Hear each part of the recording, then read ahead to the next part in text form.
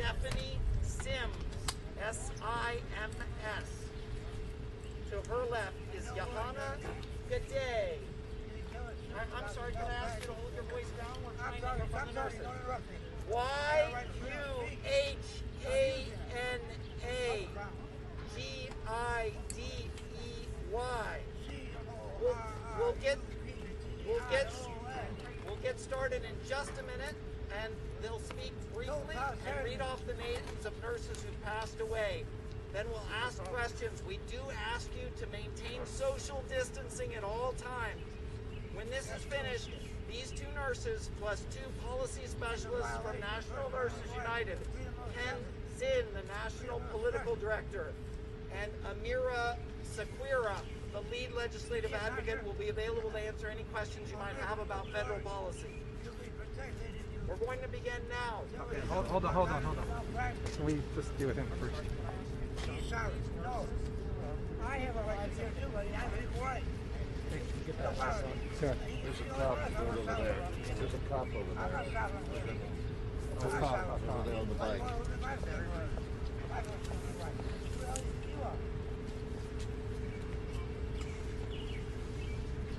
Good morning. My name is Stephanie Sims. I am a registered nurse and member of National Nurses United. We stand here today with heavy hearts, but with fierce determination. This week is National Nurses Week, a time set aside to celebrate the work of registered nurses. And this year's Nurses Week was supposed to be special as it marks the 200th anniversary of the birth of Florence Nightingale. The World Health Organization even designated this year the year of the nurse and midwife. Well, we are here today to say that nurses are not being valued the way we should be by our employers and our government, who are failing to provide us safe workplaces and optimal protections as we care for patients during the COVID-19 pandemic. Instead, we are dying. Today, we will read the names of the 88 nurses who have died from COVID since this pandemic hit.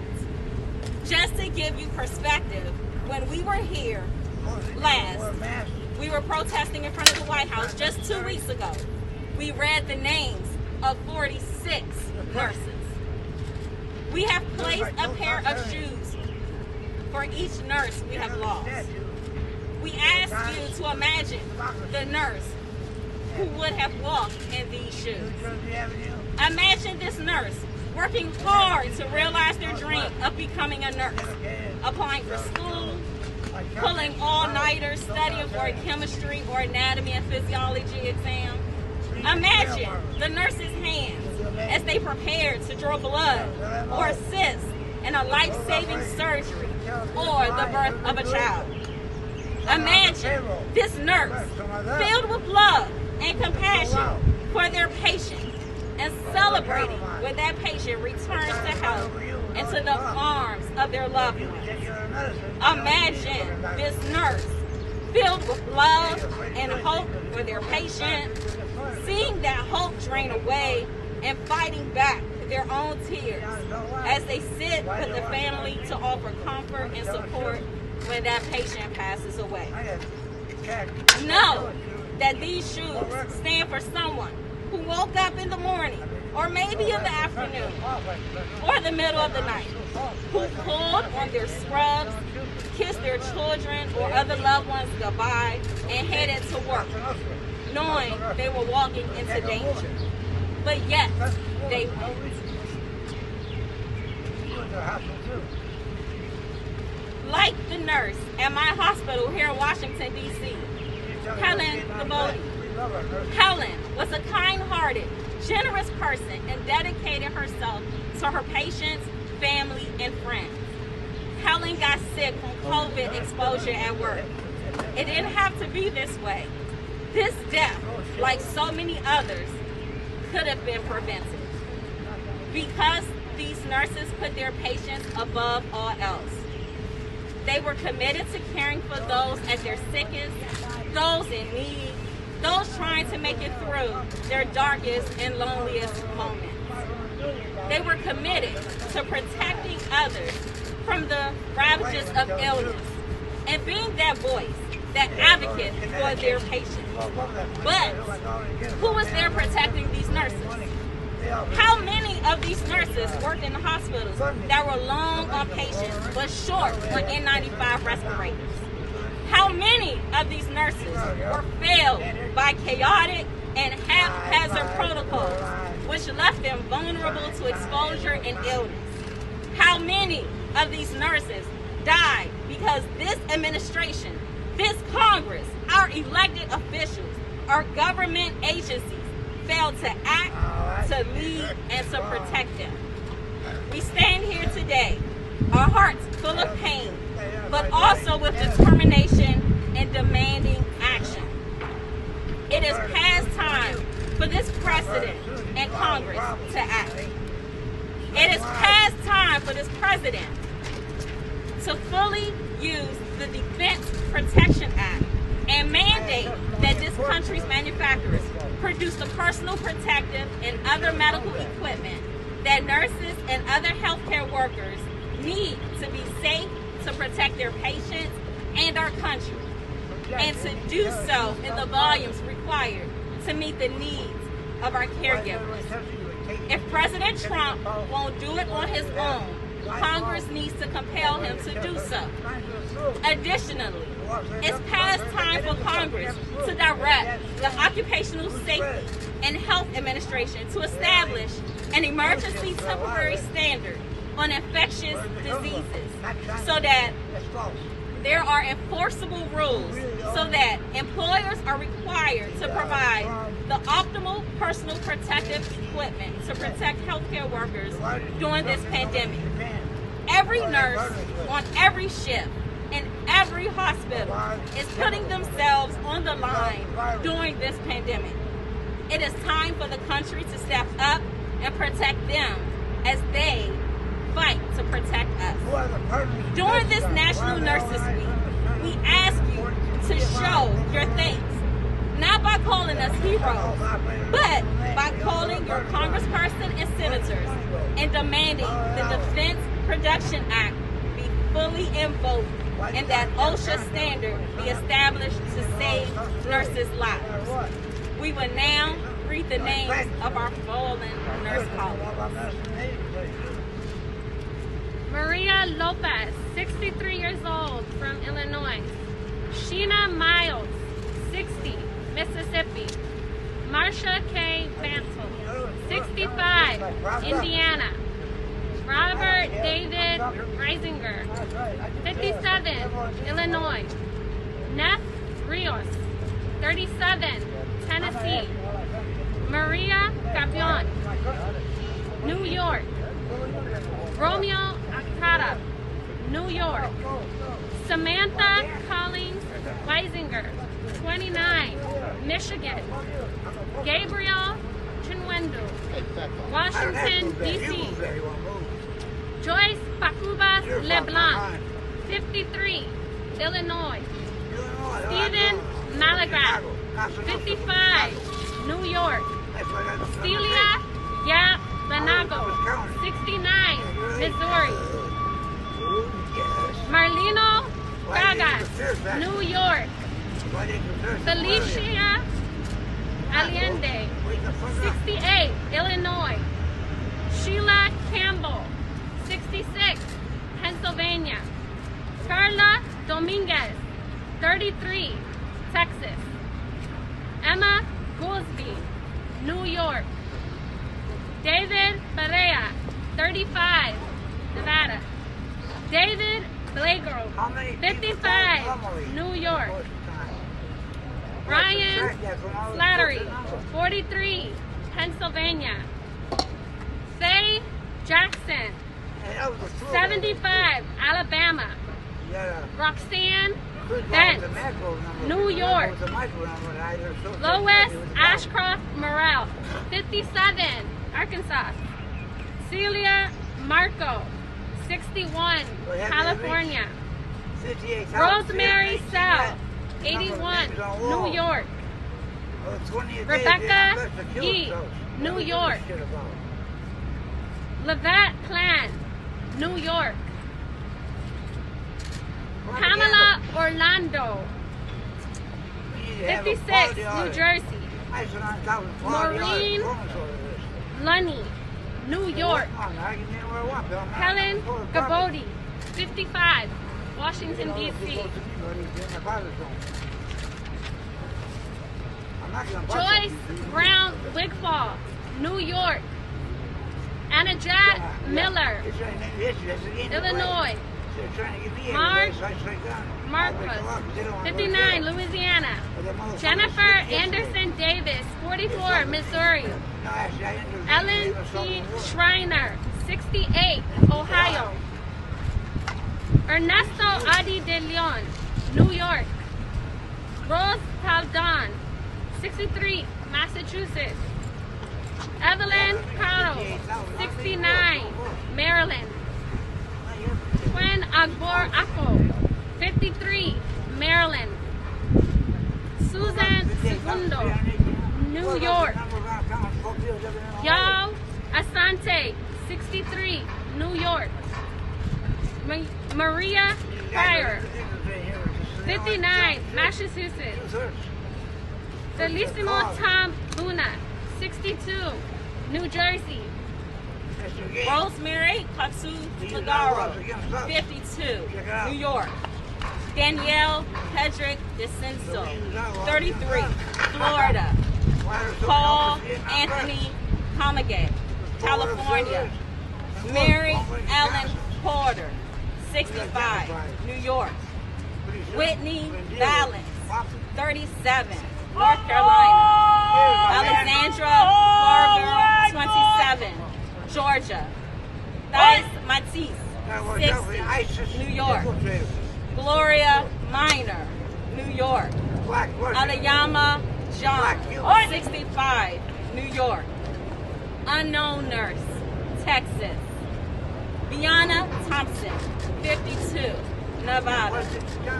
Rose Harrison, 60, Alabama. Davina Debbie Akkad, 72, Michigan. Edwin Montano, New Jersey.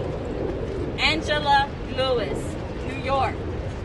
Earl Bailey, 56, Florida. Daisy Dornia, 60, New Jersey. Patrick King, 52, Michigan. Ali Dennis Guillermo, 44, New York. Marilyn Howard, 53, New York. Susan Sala, 60, New Jersey.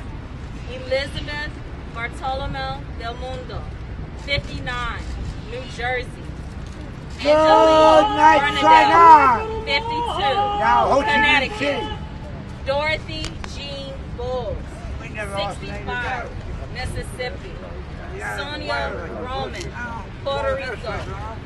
Mark Clayton Bowen, 54, New York. John Abruzzo, 63, New York.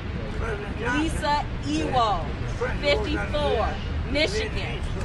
James House, 40, Michigan. Kevin Rayani, 56, New York. Nicanor Nick Baltazar, 61, New York. Unknown Nurse, Georgia. Unknown Nurse, California. Larice Anderson, 46, Louisiana. Jeff Bumbaugh, 57, California. Unknown Nurse, Ohio. Rosary Castro Alega, 63, California. Frida Okren, 50, New York. Noel Cynthia, 64, Washington, D.C. Araceli Buendia Gilligan, Florida. Cynthia Chi Mendoza, 68, Virginia. Kias Kelly, 48, New York. Mary Beth Papetti, 65, New Jersey. Teresa Lococo, 68, New York. Judy Wilson Griffin, Missouri. Let us now take a moment of silence to pay tribute and commemorate the nurses that have died. Please, I'm going. Okay, yeah, do that. But not against this virus. It's a fake.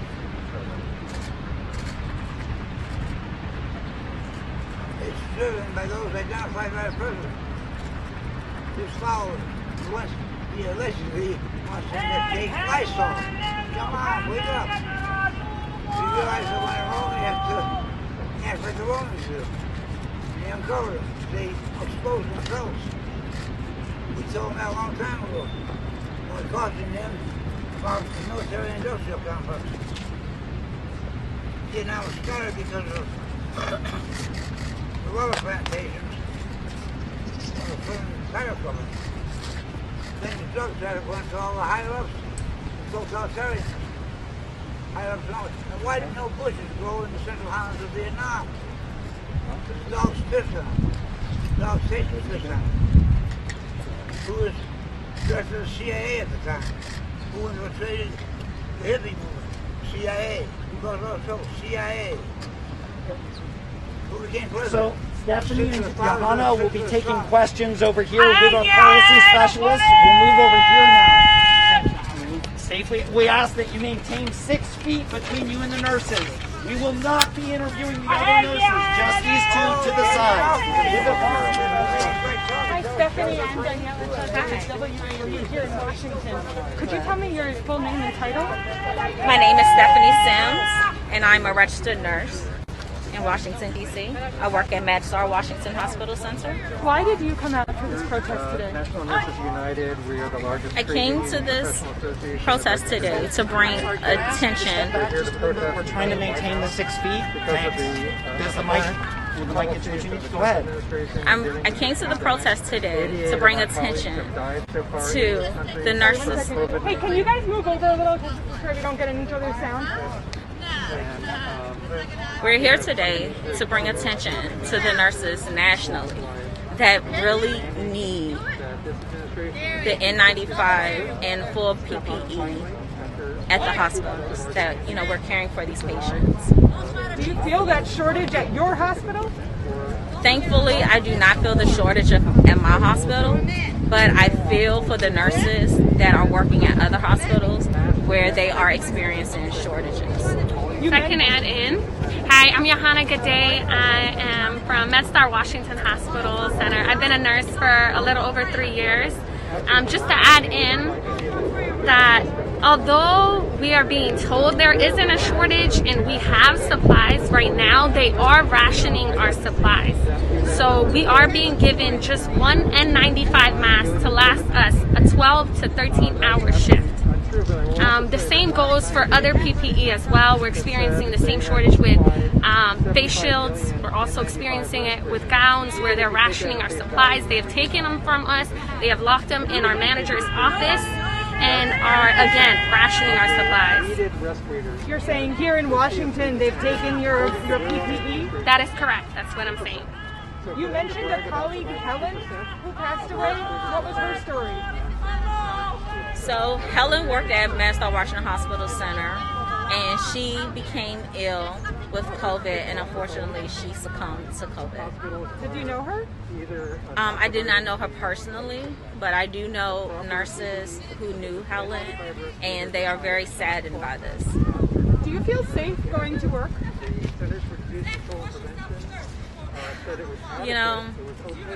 That's a very difficult question to answer. Do I feel safe? I can't fully say, because you never know what you're walking into each day, each shift. Personally, for me, I am very afraid every time I step foot at work, knowing that we're not being provided with enough PPE to take care of our patients, knowing that we are reusing and recycling these masks, and that it has not been proven to be effective to protect us from the coronavirus, knowing that we have one patient that may have the coronavirus and another one that is just a patient under investigation that potentially is negative for the coronavirus, but having to reuse these same masks and expose these other patients that are not positive for the coronavirus.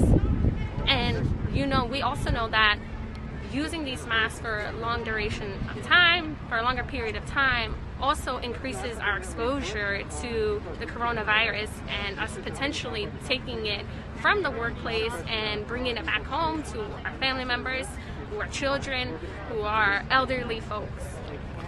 Do you have demands that you would like MedStar also to fulfill, or the city of Washington, D.C.?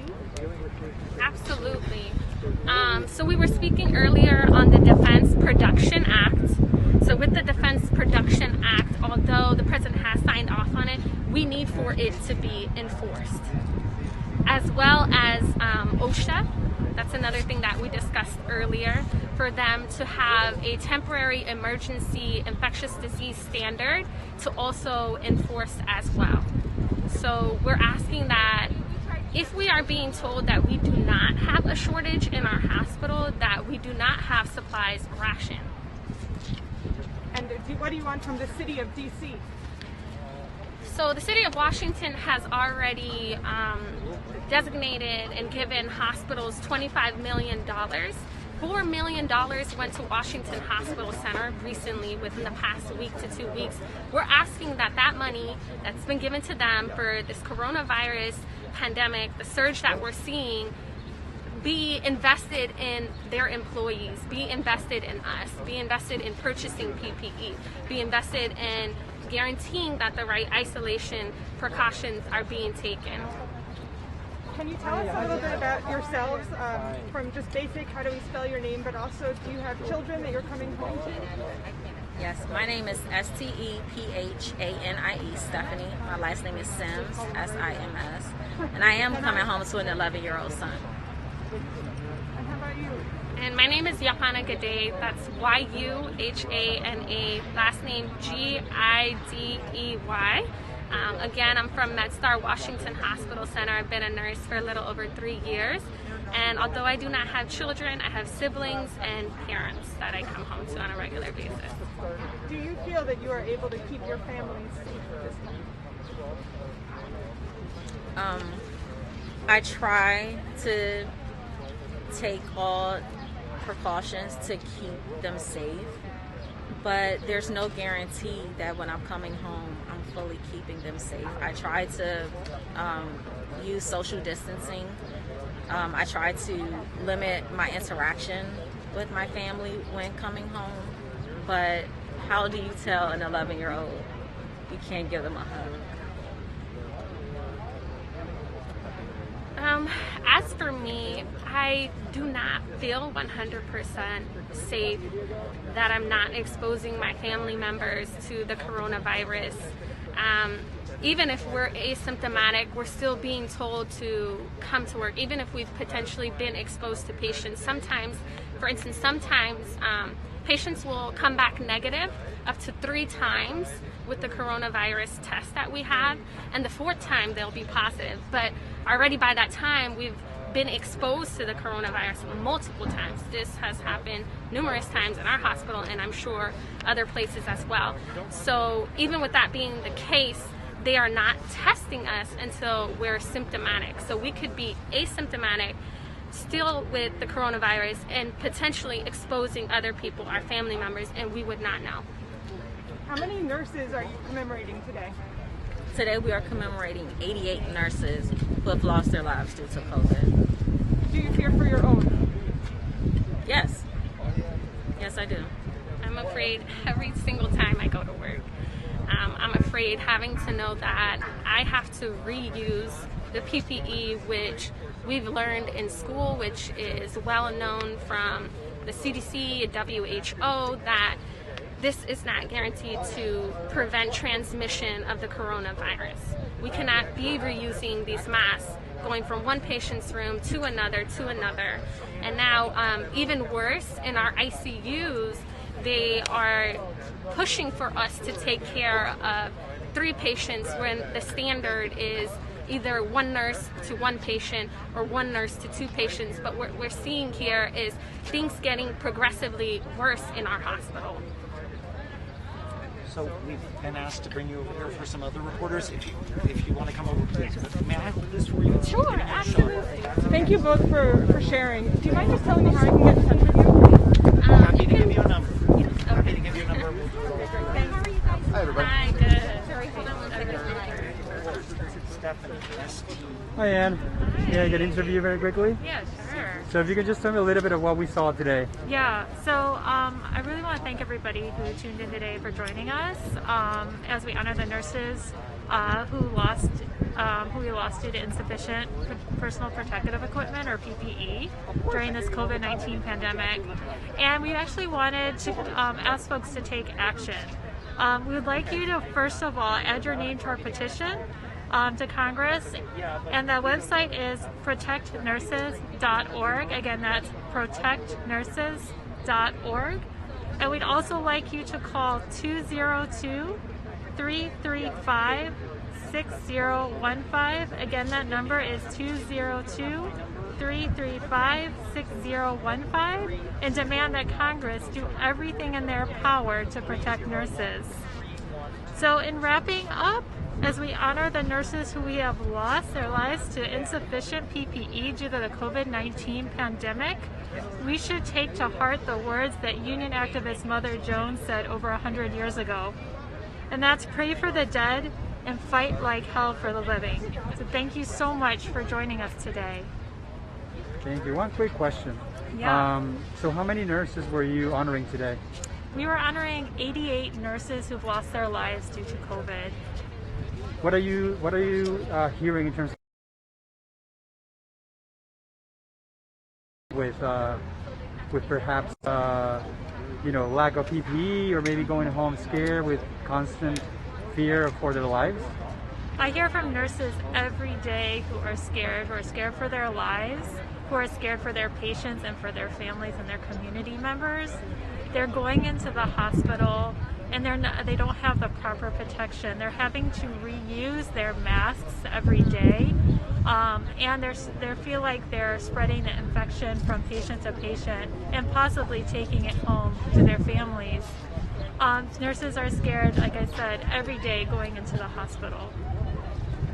And what specifically are you asking from Congress or the President? We're asking that the President fully invoke the Defense Production Act, which means that there will be production of PPE that nurses so desperately need. And we're asking that Congress do the same, force the President to invoke the Defense Production Act so that we have sufficient PPE. And do you know why he might not have done it yet? I know he's done it like partially to some extent for specific industries, but we understand that he has business interests, of course, and we believe that he's not putting healthcare workers first. He's not putting the safety of our communities first, and we want to make sure that he knows that we are here and that we are demanding from him this proper protection for our nurses, for our families, for our communities. This is for all of us. Thank you so much for your time. Thank you so much. Thank you. And now suffering the consequences of not being fully protected by our employers. Do you feel that you're not being protected currently where you work? I do not. And the reason why I say that is because right now we are told that we're not having a shortage of PPE. However, they are rationing our supplies. They have taken it away from us. It's no longer accessible. They have locked them away in our manager's office and again, ration our supplies. So what we're seeing here is one use of N95 masks. So we have been given an N95 mask to last us the entire shift. and our shifts are very long. They're 12 to 13-hour shifts, and this is also unheard of. So now it's gotten to the point where they're recycling these N95 masks, and there hasn't been anything proven that this is an effective means to reuse these masks. So we're talking about the integrity of the mask. We don't know. They even told us at a point of time not to wear makeup anymore because the makeup gets on the mask and then we're no longer able to use it. So if we're not even being protected from makeup, how can we guarantee we're being protected from the coronavirus? They're not meant to last that long. What do you as nurses need right now? What are you asking for? What do you need to feel better about going to work every day? We need to be ensured that we have full PPE, that the hospitals that we are going into have adequate supplies. So we need for the Defense Production Act to really be enforced. That's one of the biggest things that we're asking here today. And we're also asking for OSHA to establish an emergency temporary infectious disease protocol or standard for us to also hold our employers, healthcare employers accountable. Do you hope by seeing the demonstration here today, either the president, Congress, others, do something about this and realize how many people have been lost as a result of this? Yes, we do hope that this brings awareness to not only the Congress, but to the president. We listed 88 nurses who have succumbed to COVID. And we are hoping that there's not another 88 more. And we also believe that this number is actually underreported, that there are many other nurses or healthcare employees that have also been infected and have potentially died. So this is to draw awareness, and again, we think this is definitely underreported.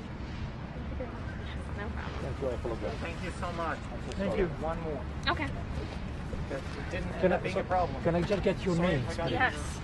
Johanna Gidey, that's Yuhana, last name Gidey. From which hospital? MedStar Washington Hospital Center.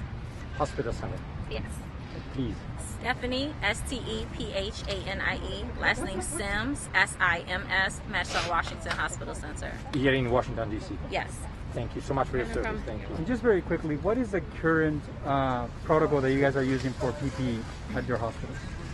So right now they are designating one N95 mask for the entire shift, which is a 12 to 13-hour shift. Again, this is unheard of. And then as for face shields, they are designating 2. As I've explained already earlier, they've taken it away from us. They're no longer accessible. They've been locked away in our manager's office and rationing our supplies. And have you had any scares with COVID-19, or how is it to go home and perhaps have a little bit of a cold or just sore throat and feeling that you might have it? So there's definitely a fear that each of us, every single one of my peers and myself alike, have experienced, right, in that we could potentially be taking this whole virus away from the hospital setting into our homes, and that there's no guarantee that we're being protected. We're constantly hearing by word of mouth, because the hospital does not disclose this information to us, about the number of people who are infected by this virus, the number of people who are hospitalized within our hospital, employees that we work alongside. So all of us are very frightened. So thank you so much. So this crew is going to interview you next. They have to do it, right? For those that are just tuning in, this is NowThis, and we had several nurses from the Nurses Union come here to the White House to remember their fellow nurses who have died through COVID-19. As you can see, there's all these different shoes here from nurses, 88 in total that they have listed today, to call for the president to make use of the Defense Act so that PPE could be properly distributed to the nurses and hospitals.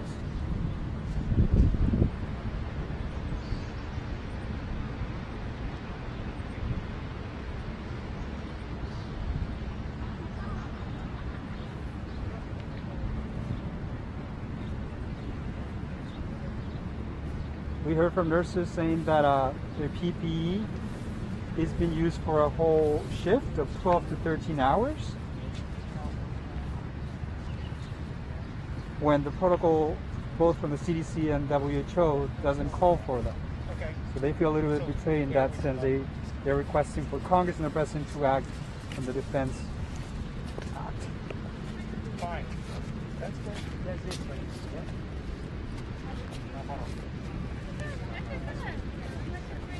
They're like expected, especially not.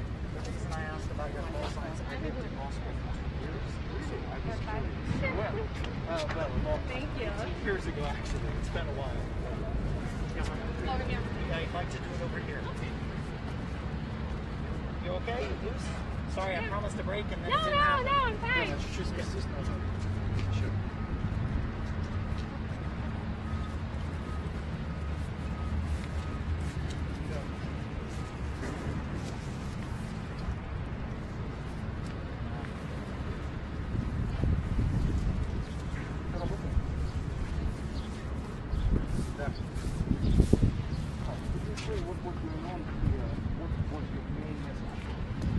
So today, the NMU, mainly nurses from Metro Washington, are here to draw awareness to what's happening, draw awareness to the number of nurses that have died.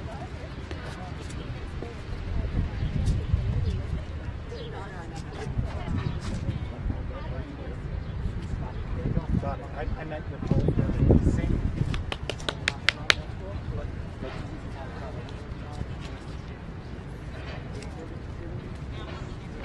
Yes, yes.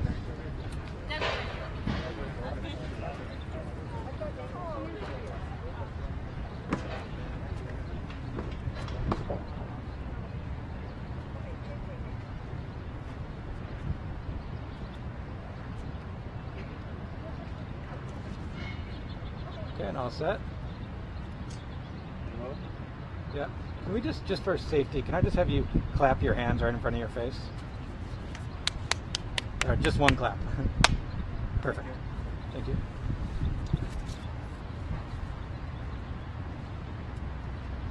And we're ready, Nate. What is your name? Where are you from? And what do you do for a living? My name is Stephanie Sims. I'm from Washington, D.C., and I'm a registered nurse at MedStar Washington Hospital Center. What are you doing? What are you doing here today outside the White House? Today, I, along with some of my colleagues, we gathered here to bring awareness and to ask for Congress and the President to provide all nurses, not just here in Washington, D.C., but nationally, provide us with the full PPE that we need to safely and adequately care for our patients. What do the shoes represent? The shoes represented the 88 nurses that we know of that have succumbed to COVID. What is your message to the federal government? Trump has said that he thinks nurses have enough protective gear.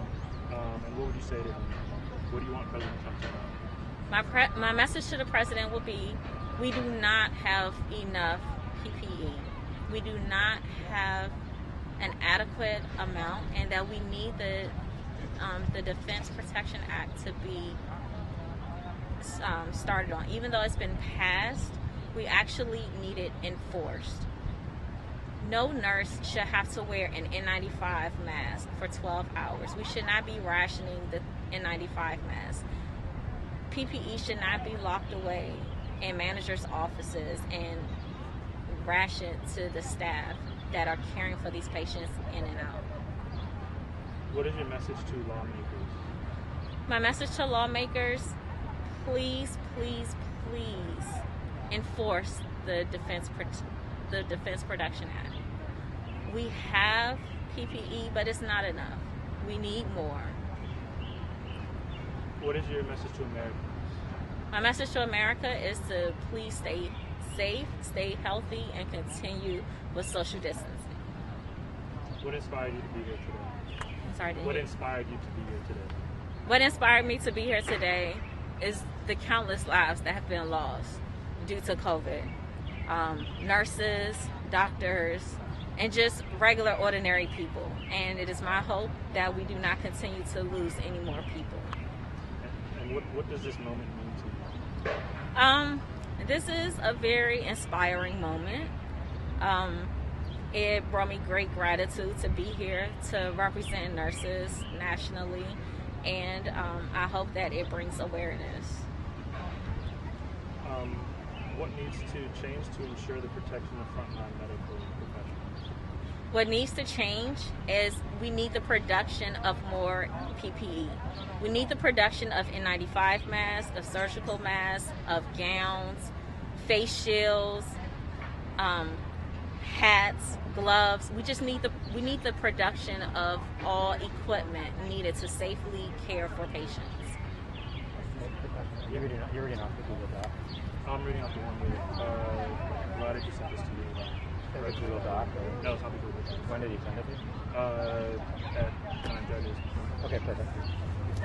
Alright, so we have a few more questions. What message do you have to your fellow medical professionals across America?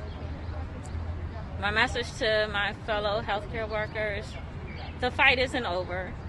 Please stay optimistic, and hopefully we will eventually get the PPE that we deserve. How do you feel about the fact that Donald Trump is starting to reopen states now? It frightens me because we have not seen the decline. Could you say, just rephrase the question back into your answer? Say, it frightened me that Donald Trump is reopening states. Okay, sure. It frightens me that Donald Trump is reopening states because the states, every state is practicing different laws. Some states are not as strict as others, and it's my fear that the surge has not fully occurred yet. So we do not have the plateau of COVID positive patients, and what's going to happen is more citizens are going to become infected, and my worst fear is that more people will die from COVID.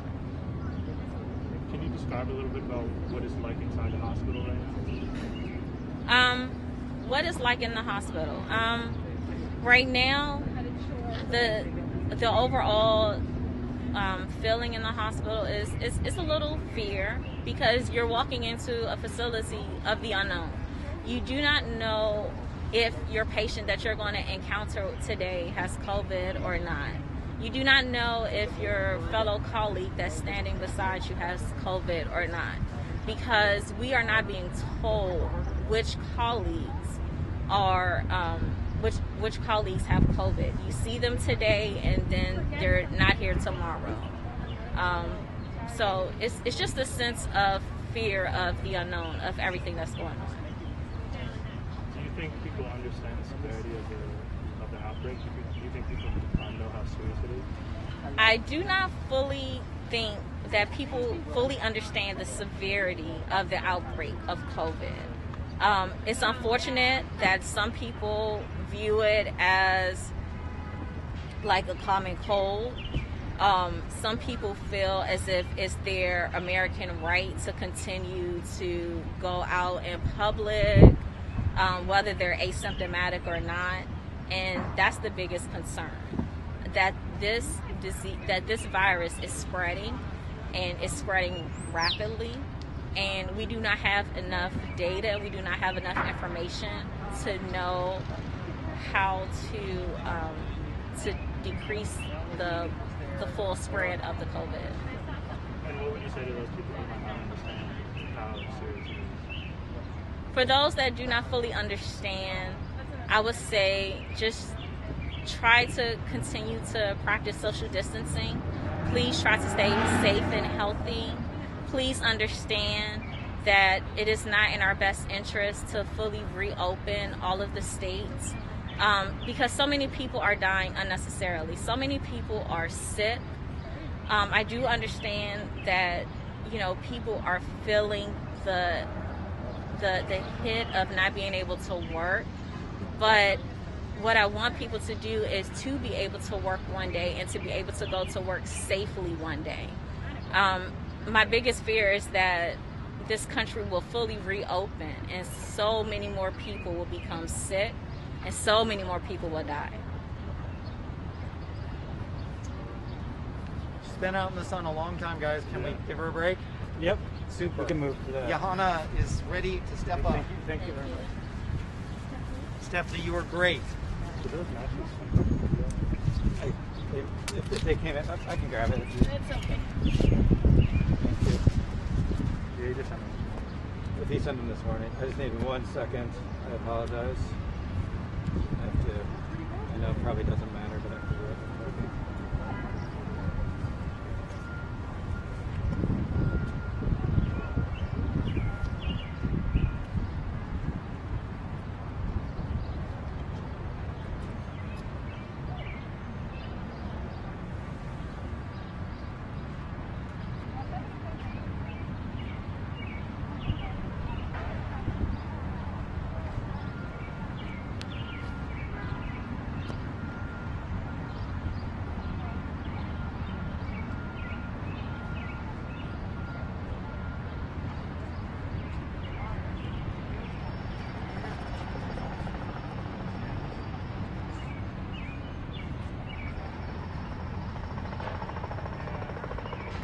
Just one quick question. Are you afraid for a second wave, or what would that mean for the emergency personnel? Oh, absolutely. You know, just the past weekend, there were so many people congregated at the National Mall. So it seems as though both the government and people are now not as afraid and taking the same precautions to remain safe. So we do, with everything opening back up, expect that there will be another surge in coronavirus patients.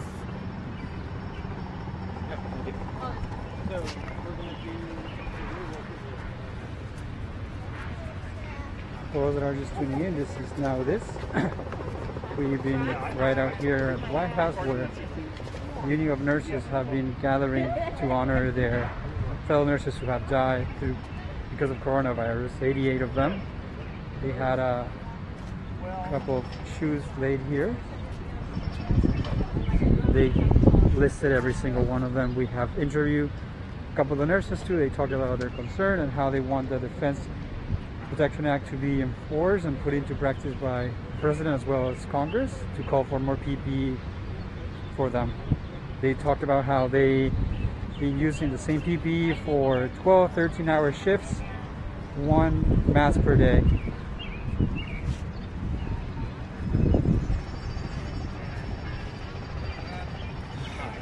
We're just gonna have a little conversation. Yeah. Yeah.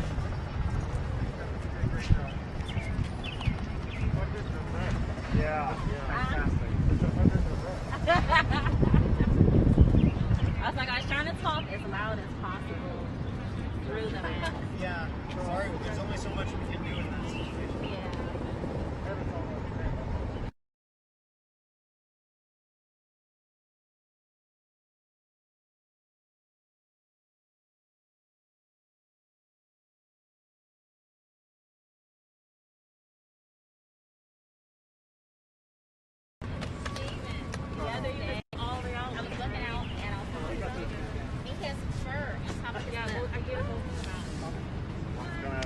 Teach him how to cut that.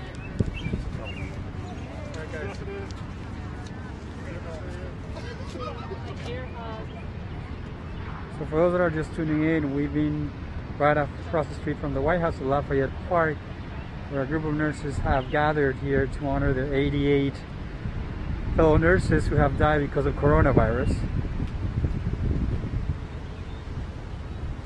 They had the shoes laid down here.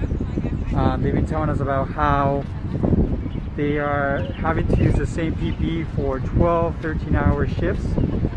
We have interviewed a couple of them. We've heard from them and how they fear for their lives and their families, and how they have a couple of coronavirus scares, going home and not knowing what to do with their families.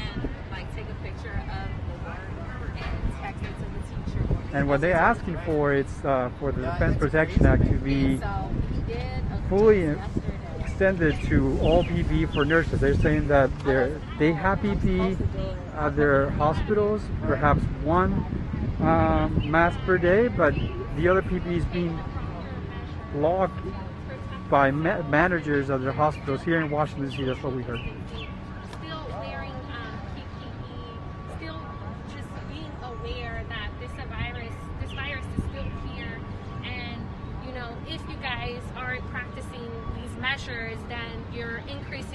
of people that have the coronavirus and putting more weight on hospitals that may not be able to take on that weight. Great. And I'm going to jump in, and we'll do. Nate will ask the questions, and you'll look to this one. Thank you again. So for those that are just tuning in, once again, this is NowThis. We've been broadcasting live from in front of the White House at Lafayette Park, where people, nurses have been gathering to honor their fellow nurses with shoes lined up right over here. They were just picking them up a minute ago.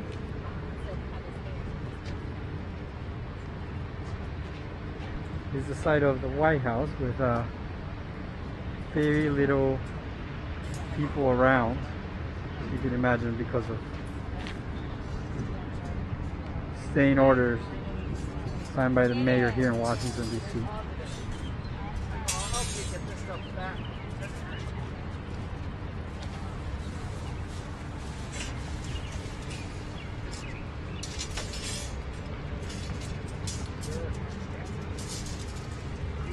You were so great with it.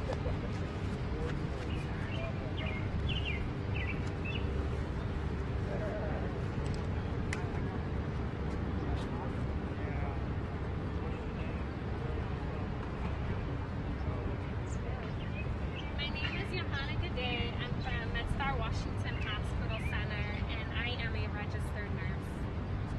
What are you doing here today outside the White House? I'm here today to advocate on behalf of nurses. I'm here to draw awareness to the number of nurses that have fallen victim to the coronavirus, have died, who haven't been protected by healthcare providers, employers, and guaranteed the right number of PPE to protect themselves. I'm here also to ask that they enforce the Defense Production Act and have manufacturers produce PPE if we are really experiencing a shortage and if they are continuing to ration our supplies. I'm also here today to ask that OSHA establish a temporary emergency infectious disease standard to guarantee that hospitals are being held to some kind of protocol and not doing as they please to deal with this pandemic. What do the shoes represent? The shoes here today represent the number of nurses that have died from the coronavirus. So we have a total of 88 nurses that we know of, and we believe that this number is actually, in fact, underreported, and that many others have possibly died from the coronavirus. Definitely infected, but possibly even have died. What is your message to the federal government? Trump has said that he thinks nurses have enough protective gear, and what would you say to them? So my message to the federal government is to demand that they really enforce, again, the Defense Production Act, and that manufacturers supply us with enough PPE to do our job. You cannot tell us that there isn't a shortage when they have taken our PPE, they have locked it away in manager's office and rationed our supplies, so we are getting one N95 mask for a 12 to 13 hour shift. We're now seeing that things are getting progressively worse in the hospital, where they're having to take our masks and send them elsewhere to disinfect, and there's no guarantee that this process is actually effective in getting rid of the coronavirus and protecting us from it being transmitted to ourselves. Even in the ICU setting, which is intensive care unit where we take care of critically ill patients, where nurses are assigned to one patient or two patients because they're so critically ill, we're seeing that they're increasing our workload. They're forcing us to take care of 3 patients or even 4 patients, which is unheard of. What is your message to Again, the same message that I spoke on earlier, which is really pushing for this Defense Production Act to be enforced. Also pushing for OSHA to establish some kind of standard to protect us from this infectious disease and other ones that are to come. Could you say that one more time to say how much is too long? Keep forgetting. Okay. Our message to lawmakers, again, is to really push for this Defense Production Act to be enforced so that we're supplied with enough PPE. Also, to push for OSHA to establish a temporary emergency infectious disease standard to protect us from the coronavirus. What's your message to Americans? My message to Americans is that we're in for the long haul. We're likely to see another surge with coronavirus. So please, please, please practice social distancing. Practice staying 6 feet apart from one another. Practice still wearing PPE at the bare minimum, a droplet mask to protect yourselves from this virus so that hospitals are not overwhelmed and not having to ration their supplies, but able to still function. What inspired you to be here today? What inspired me to be here today, I am a union rep. I have been actively involved since my first year of nursing, and I feel a responsibility to advocate for myself, to advocate for other nurses, to protect myself, my patients who are being exposed to the coronavirus when we're having to reuse these masks in one room where a patient has the coronavirus and go into another room with a patient that hasn't been tested for the coronavirus and shown to be positive. However, what we're seeing is with these tests, it's not until the third or the fourth time that they actually come back positive. So when we're reusing these masks in positive rooms with potentially patients that may or may not have the disease, the virus, we're exposing them as well. And what does this moment mean to you? I hope that this moment can draw awareness to what we're seeing, draw awareness to how healthcare employees are suffering, since the number is being underreported, the number of people that have the coronavirus, the number of people that are infected, and to hopefully reverse things. What message do you have for your fellow medical professionals? My message to fellow healthcare employees is to stay strong, to continue to fight back, to continue to draw awareness to everything that's going on, whether it's through social media or coming out here today and advocating behalf of their peers. Do you think the general public understands the severity of the outbreak? I don't think that the general public understands the severity of this outbreak, because what I'm now seeing is people coming outside, like more people outside not practicing the stay at home order, more people outside without the proper protection from this coronavirus, more states opening businesses back up, and with a few of those states, I know that the coronavirus rate hasn't come down, but it's still pretty high. And so my fear is that we're going to see another surge, and that this could be like another year, 2 years of dealing with this pandemic. And what would you say to those people who might not understand how severe, how serious the problem is? I would say to those that don't understand how severe this problem is, you're jeopardizing other people's lives. Not only is your life at stake, but my life is at stake. Other healthcare providers, other civilians that are just walking up and down the street. Can you describe a little bit about what it's like inside the hospital? Right now, things are very tense at Washington hospital centers. People are very much afraid. People do not know if they have the coronavirus. People do not know if they're exposing family members. People are seeing at our hospital a shortage with PPE. We're being denied the use of adequate PPE. So people are very much afraid. And things are also getting progressively worse at the hospital. I mentioned this earlier, but in the intensive care unit, the standard protocol is 1 nurse to 1 patient or 1 nurse to 2 patients, but now we're forced to take on a heavier workload and assume care of 3 patients or even 4 patients, which is unheard of. It's unsafe. It leads to poor outcomes and again just jeopardizing the safety of nurses. Have you lost anybody inside the hospital? We have one of the nurses we mentioned. We have lost somebody in the hospital. One of the nurses that we mentioned here today is Helen Godobi. I personally did not know her, but she was known to other nurses throughout.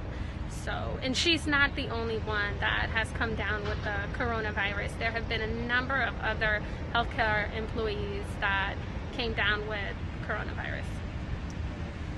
And last thing, what would you say to Donald Trump? You could say something. What I have to say to Donald Trump is for him to guarantee that... I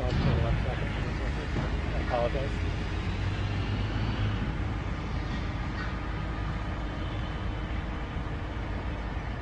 Now let me know when you feel good about...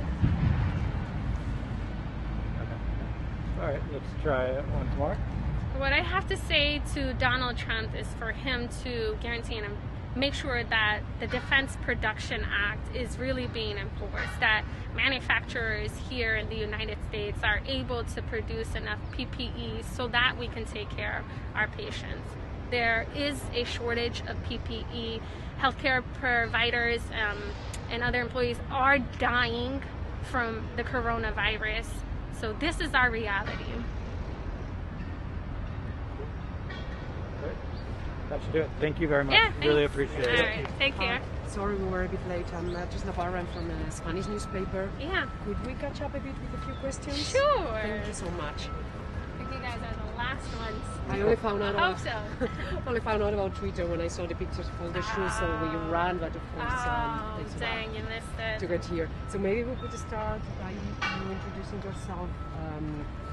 And why were you here today?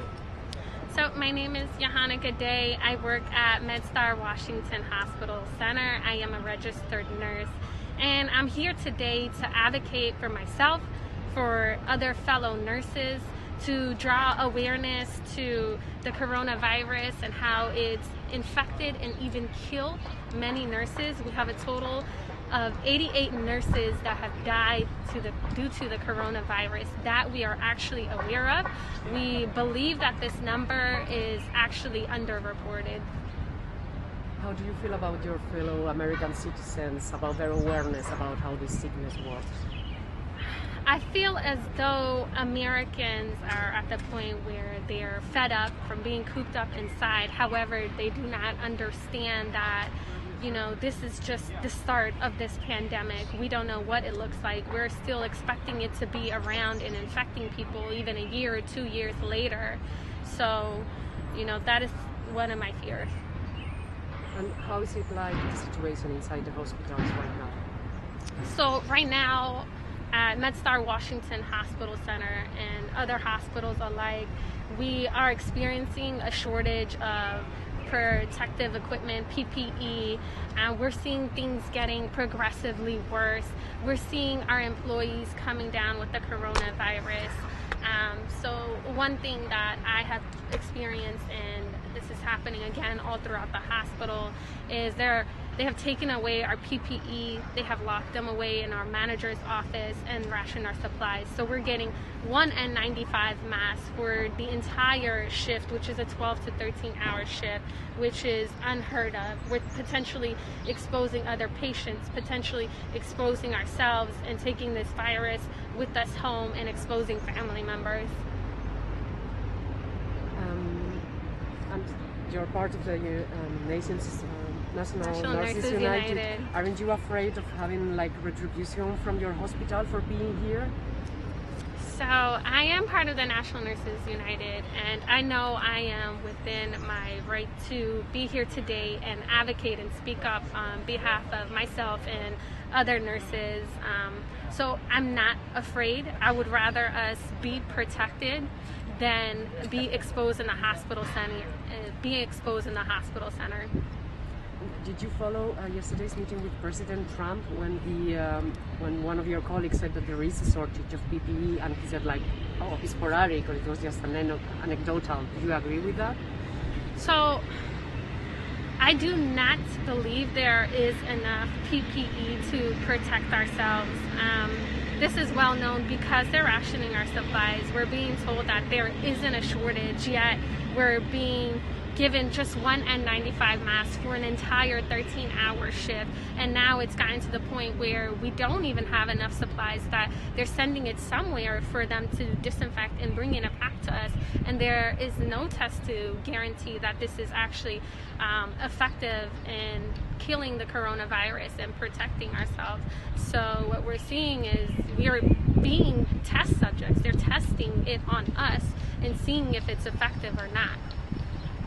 Okay, thank you very much. Yeah, no problem. Could I ask you just to spell your name on the camera to make sure? Yes, my name is Johanna Gidey. That's Y-U-H-A-N-A, last name G-I-D-E-Y. Okay. And could you mind to give us your telephone number, maybe to be in touch for the future? Sure.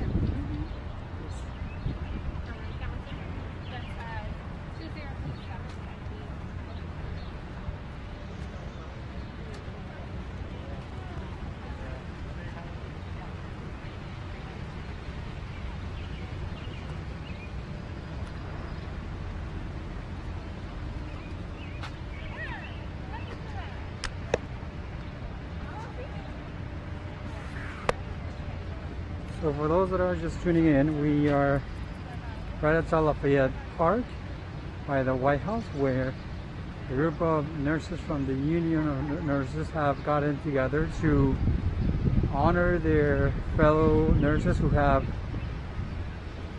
died because of coronavirus while working.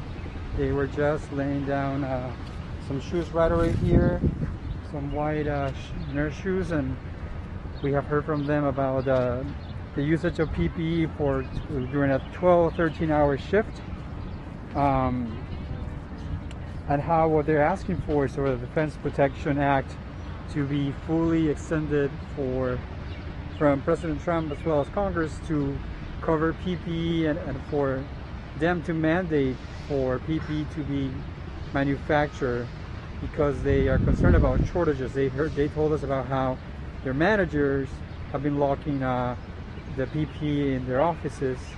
They're not able to access it, and they're only given one PPE to use for their entire shift that often lasts 12 to 13 hours. They told us that they've been afraid for their lives and their families, as well as the different people they come in contact with, as well as the patients, because they're having to reuse the different PPE for them. So it's a concern of them, and they really want something to be done. They were here just a few weeks ago, and now they're back here honoring their fellow nurses.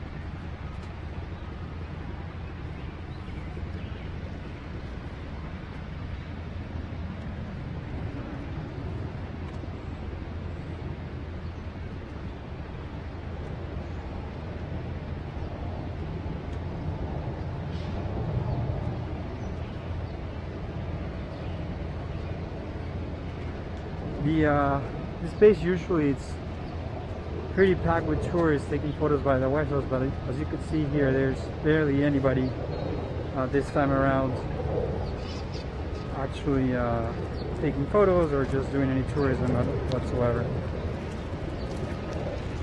This is because DC has, the mayor have actually requested a stay in order that only has Washingtonians go out for essential purposes, such as going grocery shopping or getting back home, going to work for essential work only. Out of that, there's really not many people on the streets around here in Washington, D.C., so a protest like this definitely calls the attention of those that are out, and definitely the news media, just because there's really not many people outside. And we asked the nurses if they had a permit for it. They said that they did not, so they're just going for moving forward with this. So thanks so much for those that have been tuning in, and we'll see you back soon.